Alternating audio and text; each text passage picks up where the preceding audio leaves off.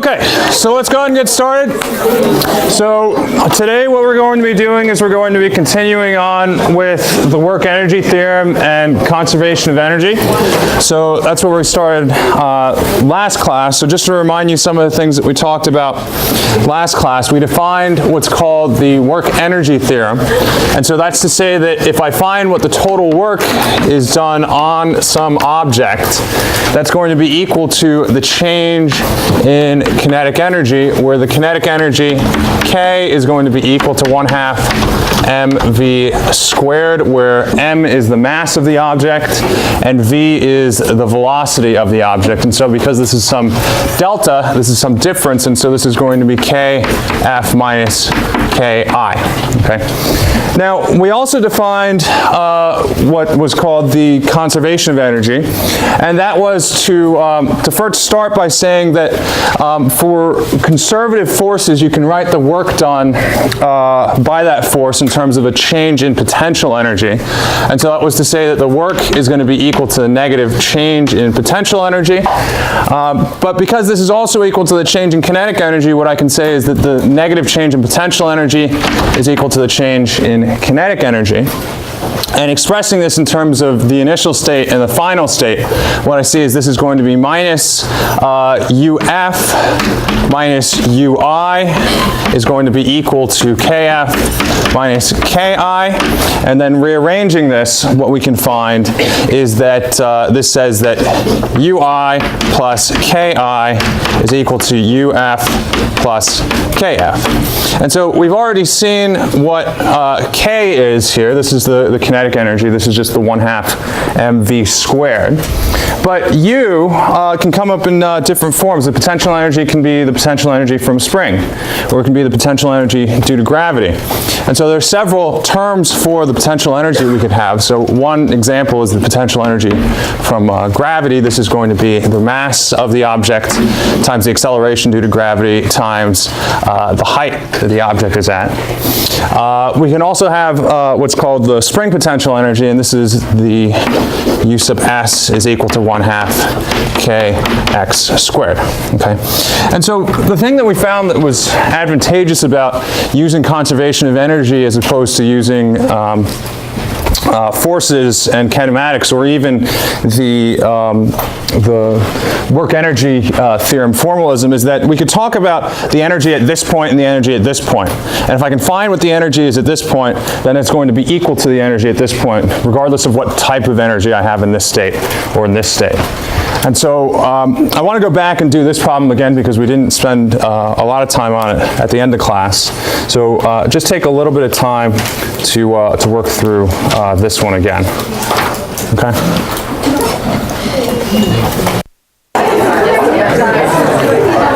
Okay, so let's go ahead and talk about this one. So I did talk about this one at the end of last class, but I wanted to give you guys a little bit more time on it because we went pretty quickly. So the first thing that we want to do here is we want to draw the energy bar charts for the before and after for the story. And so in order to do that, it's actually instructed to kind of do like a 0th step here, and that's to draw a picture of what's actually happening here. And so if we were to do that, we would have this block that's moving with some initial velocity to the right. So this is what our initial looks like. And we have the spring here that's not yet compressed, and so this is the wall.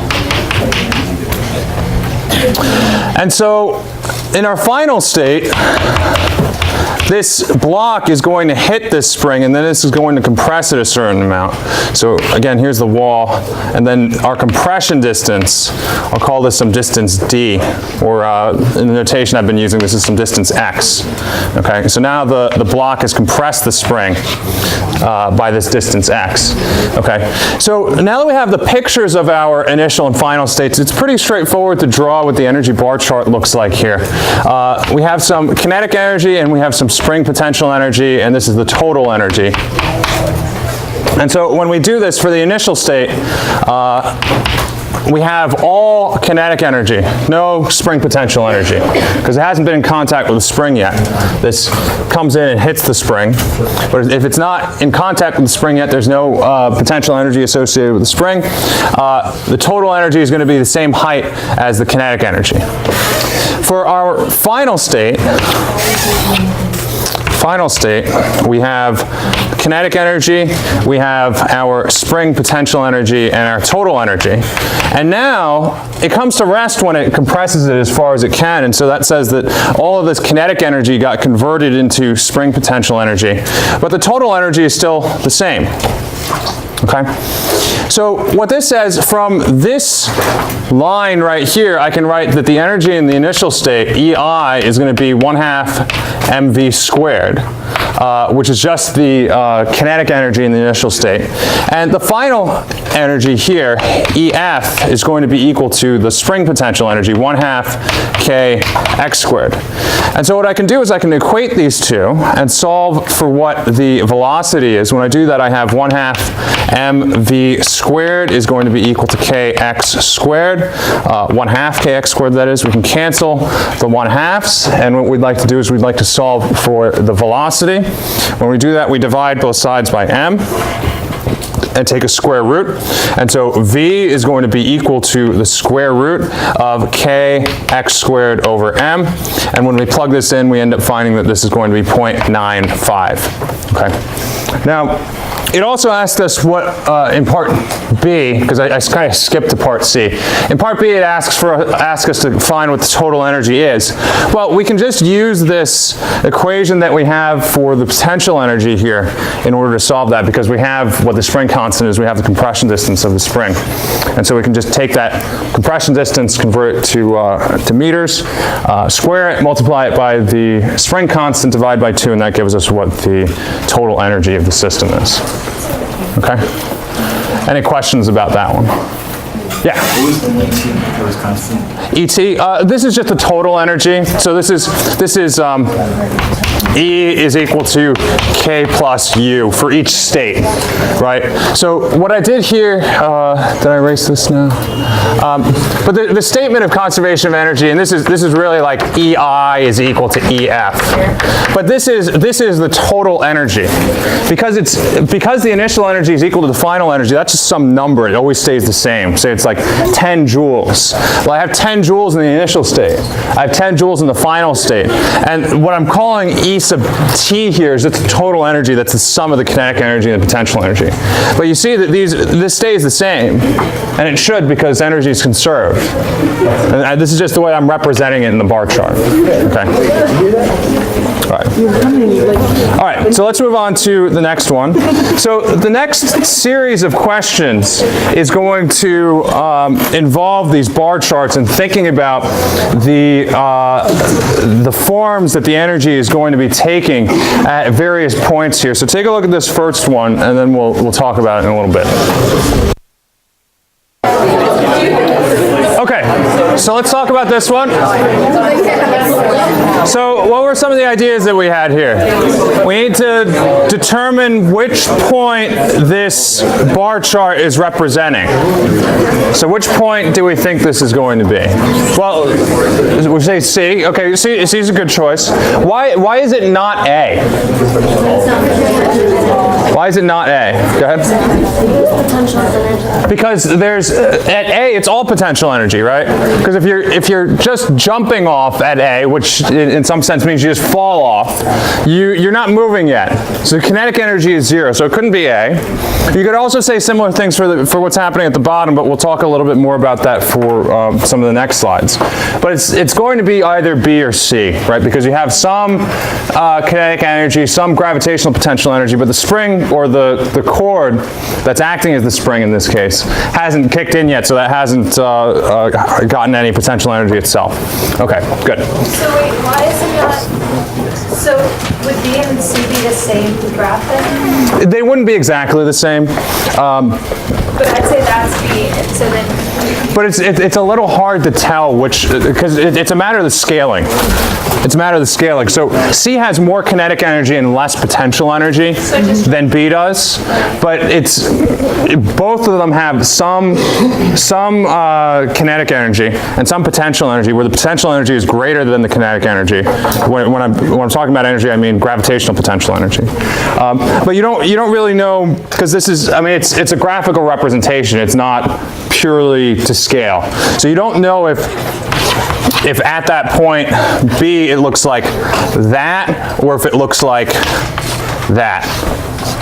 You see what I mean when I say the difference in the scaling? Because this isn't necessarily drawn to scale, but you know that at point B there's some kinetic energy and more gravitational potential energy, and that's true of C as well. Okay. All right. Let's move on to the next one. Major bar charts. Okay, so now what we want to do is we want to look at which point this one represents. So go ahead and talk about this. This should be pretty clear at this point, but go ahead and talk about it. Okay, so this one should be pretty straightforward, right? Because now we're kind of thinking about the last case that we have here, and this would be for the point E, where all of the energy is now in the spring or the bungee cord. Okay, yeah. Why there's no like potential energy of gravity? Because you can define the point at the bottom, or the lowest point that it's at, to be 0 for the height. So and this is a really good question. So when you're talking about gravitational potential energy, if I were to ask what is the gravitational potential energy of this piece of chalk in my hand, that doesn't actually mean anything, because the gravitational potential energy needs to be relative to somewhere. So if I say relative to my hand, this is at my hand. The height above my hand is 0. So if I'm saying what is the gravitational potential energy of this piece of chalk relative to my hand, it's 0. Relative to the floor, it has some height above the floor. Or relative to the ground level of the building, it has a different value. Or relative to the ceiling, it's below that. Then I have some negative. But it's all about where I'm choosing 0 to be. And so here, if I choose 0 to be at the point E, when you come down there, that's like saying the piece of chalk in my hand. The height is 0 relative to that point. And so in that case, gravitational potential energy is 0. Okay. All right. Other questions about this one? Okay.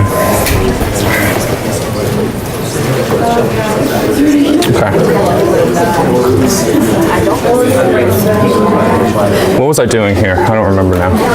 I can't read this very well. All right, so we're just, okay, now what we want to do is we want to calculate what the spring force of this is. Okay, so we're just going to jump to the calculation.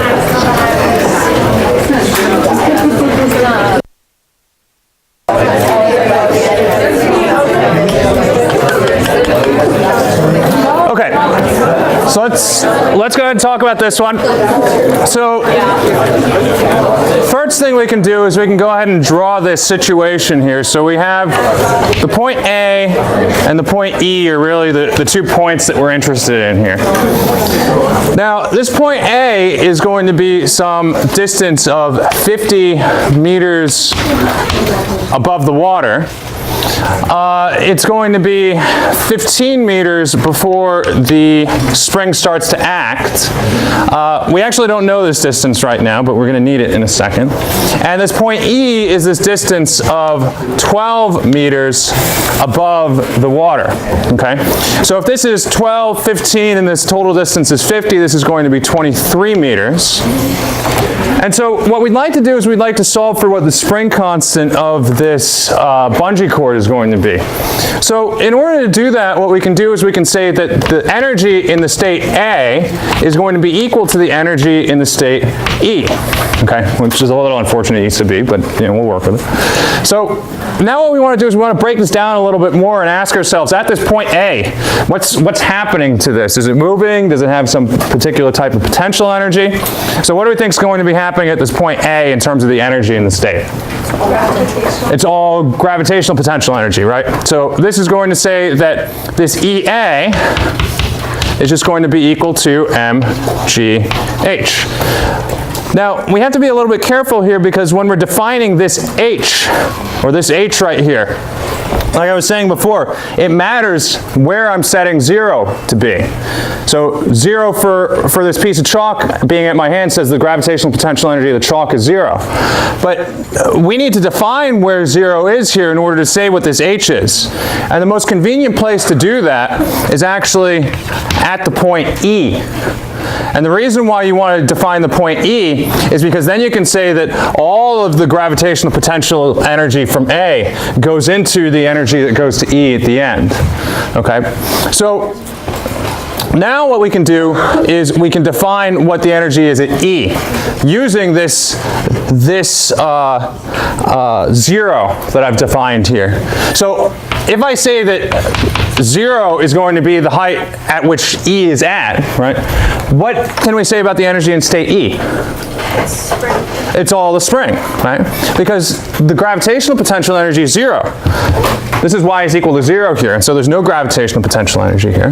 And so this is just 1/2 k x squared, okay?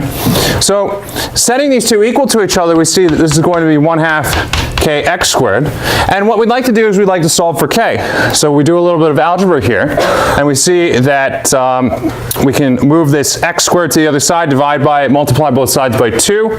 And so that says that this is going to be, k is going to be equal to 2 mgh divided by x squared. Now we have to be careful with what h and x are. H is going to be the height above E where we start. If this total is 50 meters and then this is 12 meters, this distance right here is going to be 38 meters. And the spring only acts after this has gone down 15 meters, and so that means that x is going to be 23 meters. So when we plug this in, we say that h is going to be 38 meters, and x is 23 meters. And so when we do that, we end up finding that this is about 98.6 newtons per meter. Okay? Any questions about this one? All right, so we've been talking about cases where energy is completely conserved, but that's actually not always true. And so energy is conserved when it doesn't matter how I get from one point to another point, and in the language of the physics, there's no non-conservative forces acting between one point and another point. And so an example of a non-conservative force would be friction. And so what we need to do is we need to kind of play around with our statement of conservation of energy to start with in order to see how it can be written in terms of non-conservative forces. And so if we have some non-conservative forces, there are going to be some components to the work that don't have associated potential energies. And so what do I mean when I say that? Well, in general, going all the way back to the work energy theorem, the total work is going to be equal to the change in kinetic energy. Okay, this was the starting point that we had. This total work can be broken into two pieces. This can be the work done by non-conservative forces and the work done by conservative forces. Now, the work done by conservative forces, like I said, has an associated potential energy, and that was what we had used before when we said that this was minus delta U. Okay, so putting this together and looking at this, what we see is the work done by non-conservative forces is going to be equal to, or let's put this in here, minus delta U is going to be equal to delta K. So I can move this to this side here, and so what I see is the work done by non-conservative forces is going to be equal to the change in kinetic energy plus the change in potential energy. This is just saying that the work done by non-conservative forces is going to be equal to the change in energy. So what does this mean now that I'm defining these non-conservative forces? Well, if I have 2 points and I can define what the energy is at those 2 points, and there's some non-conservative force acting as I move from one point to the other. So say I have this point 1, and this is some point 2. If energy is conserved, that means that I can write the energy here, right, this is E1, write the energy here, E2. This is kind of like what we were doing in the last problem. We wrote what the energy was at the top, we wrote what the energy was at the bottom, and then we could set them equal to each other if energy is conserved. But if energy is not conserved, and say, like, for instance, there was some air resistance or some friction acting between these points, what we have to do is we have to say the difference or the change in energy between this point and this point is equal to the work done by the non-conservative force as I move from this point to this point. Okay? So this is kind of abstract right now, and you'll see more what I mean in this formalism as we're doing some examples. Are there any questions about like I say, this is a little abstract. We're going to make it more concrete as we're doing questions. Yeah? What are examples of non-conservative forces? Friction. Air resistance, tension. I think magnetic field is also one, but we won't talk about that. But yeah, so basically the whole thing with the non-conservative force is it cares how I get from place to place. So for instance, if I have this can, okay? If I take this can, I want to find what the change in potential energy is due to gravity by lifting it up, like, you know, getting from here to here. It doesn't matter if I lift it up exactly to the point or if I lift it up and come back down to the point. The work done by gravity is the same, right? It doesn't care about the path. I can go out, over, and up, right? But friction's not like that. Friction, if I say I have this table here, and I'm moving something around on the table, and you might be able to see these marks that I have on the table here. The friction, or the work done by friction as I move this directly over here, is less than if I go here, and then here, and then here. Right? So the fact that the path is important is really what defines a non-conservative force. And so you can think about it, like friction is a pretty good example to do that. So if I want to think about, if I want to push something over to this chair, if I just go straight there and I'm pushing it over here, the work done by friction is going to be different than if I push it over here, and then I push it over here, and then I push it over here, right? That's really the quality that defines a non-conservative force.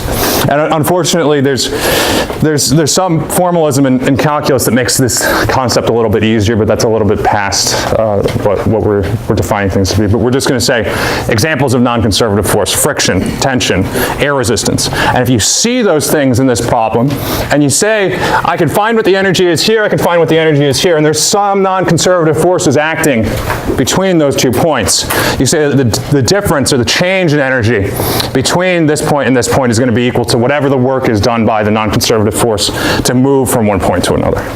Okay? Any other questions? Okay. So let's go ahead and take a look at an example here. Okay.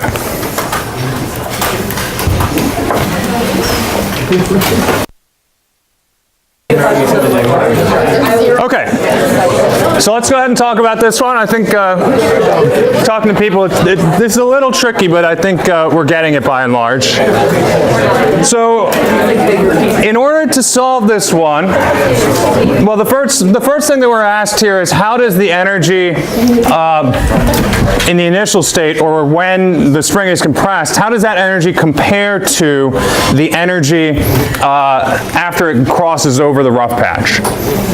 And so this is naturally going to be such that the energy for the mass when it's compressed in the spring is going to be greater than the mass after it's gone over the rough patch.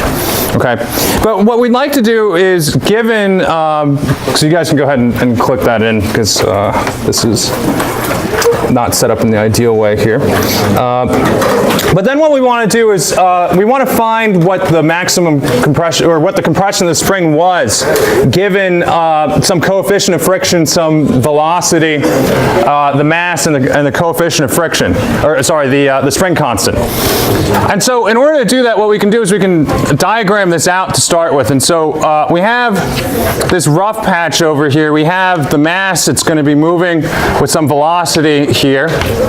And then it's initially compressed here And this is the distance that we're ultimately solving for. This is the distance that it's compressed.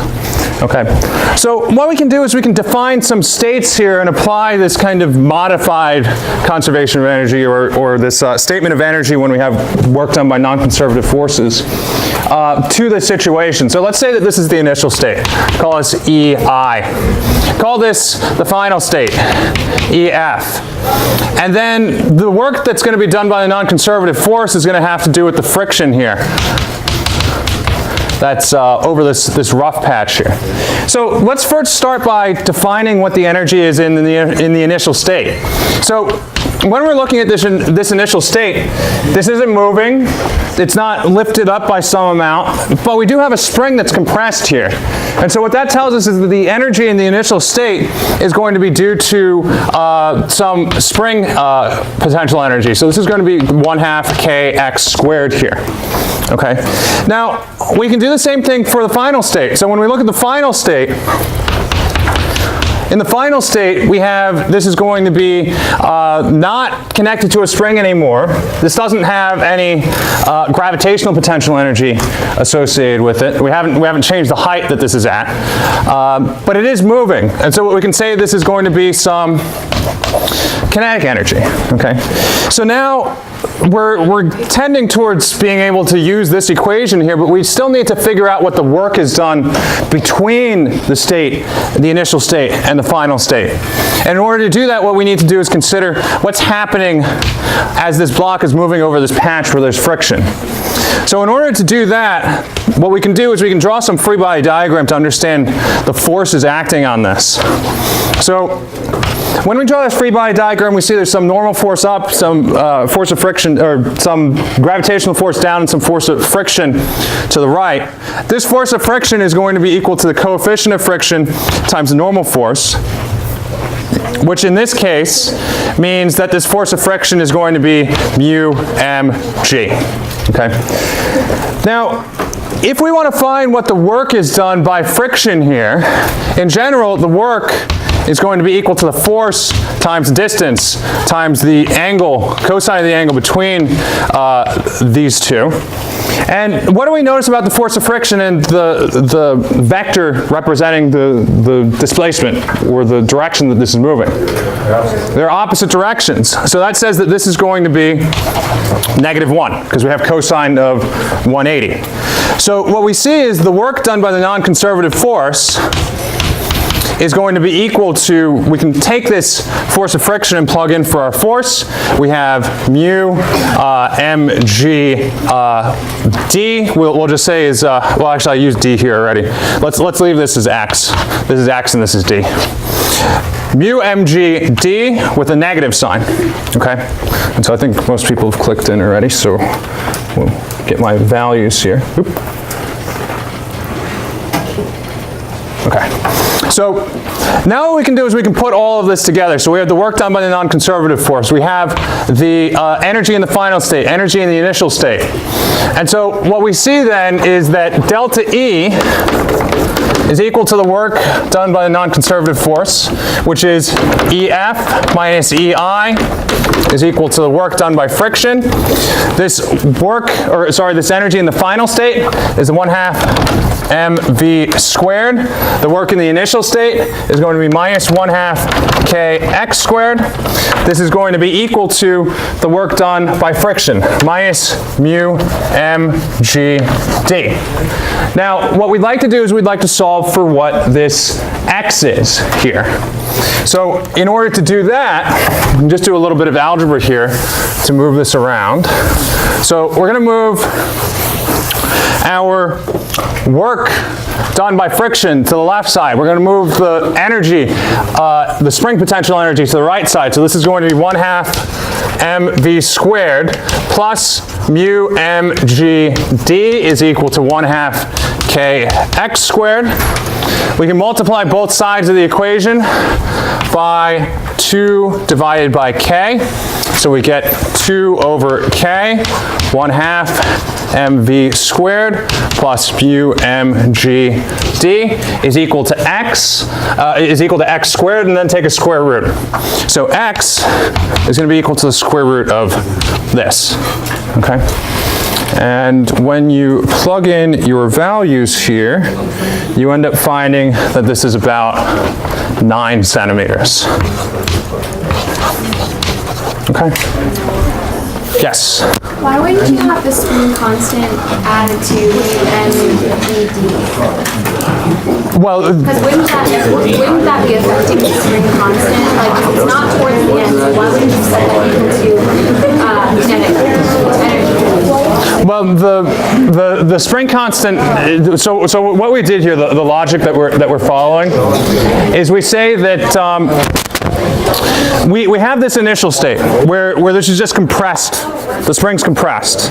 We have the final state. This is moving, and then we have something that happens in between. And so the reason why I set this up the way that I did is I wrote down what happens in the initial state. That's the spring being compressed. What happens in the final state? That's just moving. And then what happens in between, which is this. And from the equation that we had derived earlier, we see that the work done by the non-conservative forces, which is what's happening in between, is going to be equal to the difference of the energy between the final state and the initial state. And so that's how I got this original equation that I have here. Because this is the energy in the final state, this is the energy in the initial state. The difference is equal to the work done by the non-conservative force in between. And so then I just I did a little bit of algebra to get from this line to this line, but that's literally what this equation means when I have it written this way. What is the energy at the end? The energy at the end, 1/2 mv squared. The energy at the beginning is the 1/2 kx squared, but this is going to be the difference between the two. And then this is going to be equal to whatever the work is done between the two, and that's the work done by friction. Would you still get the same answer if you put the spring constant on the other side with UMG? Or so Do you mean if you had this over here? Well, I mean, there are things that you can do with, and you have to be very careful. You could have just written down this equation to start with. Because it's true, right? I mean, this equation and this equation, they mean the same thing except for the negative signs and where they go. But I would say you have to be very, very careful with that, because if you just kind of write these equations down without understanding why the equation takes the form that it does, you can neglect negative signs. And you want to be really careful of that. So what you could say, and this would be meaningful if you wrote it like this. If I wrote it like this, right?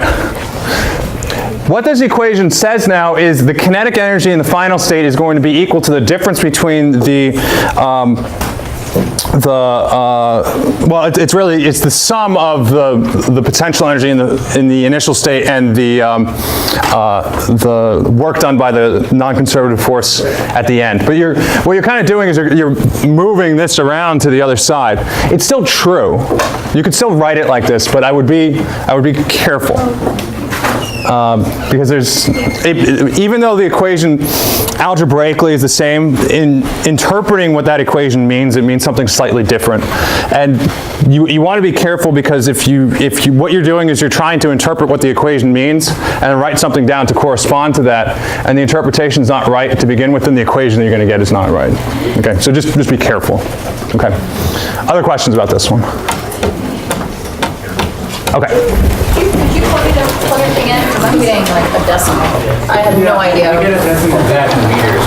Yeah. What you're getting is okay. 0.089 or something. Yeah. Yeah. I wrote it in centimeters. Yeah. So that's 0.0. That's meters. So you have to change it. Yeah, I converted it to centimeters because I was lazy. I didn't want to do scientific notation and or put decimals, so you can just convert it to centimeters. Okay. Okay. So now we have a conceptual question here, and this one you can write the equations for it as well, but it's not a clicker question, is what I'm getting at. What we want to do for this one is we want to consider this trapezoid, which is in some ways akin to thinking about a pendulum. And what we want to do is we want to do some analysis for understanding what the velocity is at the bottom. We can't find an expression. Well, no, we can't find an expression for the tension. Ignore part B. We haven't done that yet, but just do part A. Okay, so let's go ahead and talk about this one.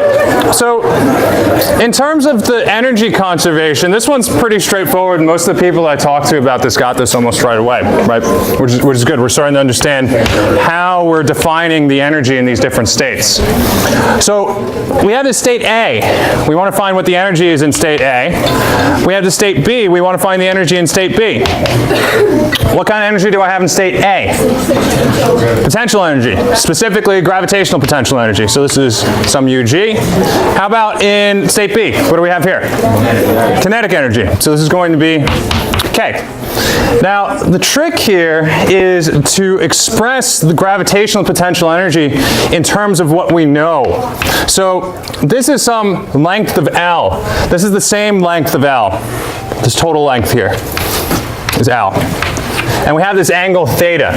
Now, the gravitational potential energy here is going to have to do with this height h here, if we're at this mgh. Okay?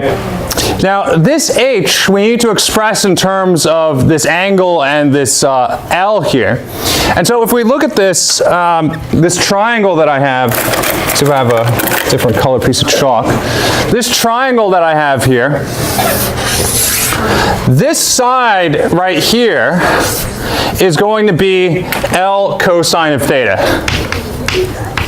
This whole thing is L, right? So if what I want is this height h, it's going to be L, the total length, minus L cosine of theta, the little piece that I have here. And so that tells me that h is going to be equal to L minus L cosine theta, which is really the same thing as L times 1 minus cos theta, if you're somebody that's into factoring. So we can take this and we can plug it in here. We can also plug this into, or plug in our kinetic energy.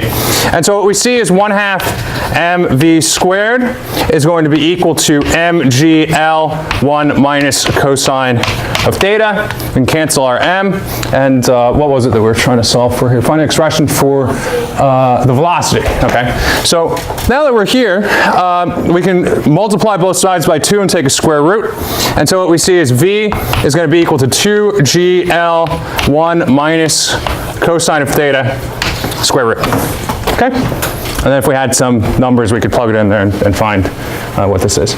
Now, we had this other question, find an expression for the tension of the string. This actually involves circular motion. That's going to be not the next thing that we do, but the thing after that. So we actually don't have the tools yet to do that one. Okay. So, moving along here, we got time for one more. So, this one is still moving along with our conservation of energy, but this gets a little bit more complicated because now we have two objects, and we have to treat this system. So, what you want to do here is you want to think about the initial state as drawn on the left, and the final state as drawn on the right, and compare the energy between those two states. So, go ahead and talk about that one. Well, great. No, it's not that big a deal. It's just the polling was set up so that the polling is open when the question is not visible. So I need to learn how technology works, apparently. Okay, but go ahead and work on that one, and yeah. There's a question about this one? One more time? Would you see cosine theta like a y component of gravity? It's g times 1 minus cosine of theta. But I mean, there are other ways that you could define what 0 is here, but it still would give you the same thing. Your equation here might look a little bit different. I can come talk to you about it for the specifics. Yeah. Any other questions about this one? Okay.